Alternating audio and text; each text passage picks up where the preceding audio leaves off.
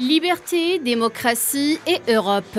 Ce sont les préoccupations majeures des partisans du principal parti d'opposition en Pologne lors des prochaines élections législatives d'octobre prochain.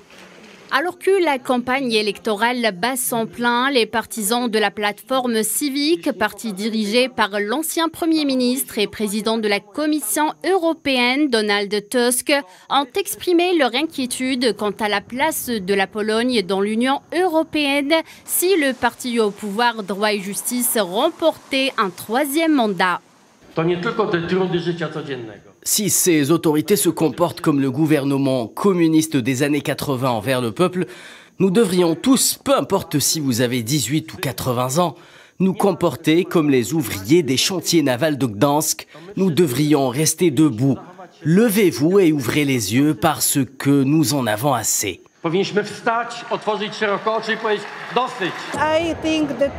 Je pense que la démocratie est la question la plus importante. Rester dans l'Union européenne et entretenir des relations amicales avec d'autres pays du monde. Le gouvernement actuel est accusé par ses détracteurs de politiser le système judiciaire, transformer les médias publics en porte-parole du parti et d'utiliser les biens de l'État pour renforcer son empire sur le pouvoir. Coalition civique parce que c'est le seul moyen d'arrêter le droit et la justice qui détruisent notre pays et nous poussent vers le bas.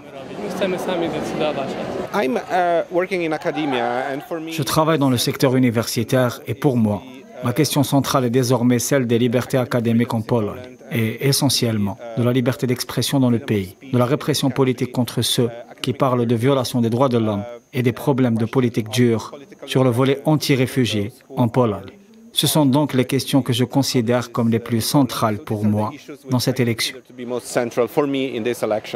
Droit et Justice affirme de son côté que son objectif est de rendre les tribunaux plus efficaces et l'économie plus juste, dans un contexte géopolitique complexe, notamment en ce qui concerne la question de déploiement de forces militaires sur les frontières avec le Bélarus. Droit et Justice a obtenu l'organisation d'un référendum qui se tiendra le jour des élections. 4 questions seront soumises aux Polonais, la vente des actifs de l'État à des entités étrangères, le soutien à une éventuelle hausse de l'âge de la retraite, la suppression de la barrière à la frontière avec le Bélarus, l'admission de milliers d'immigrants du Moyen-Orient et d'Afrique.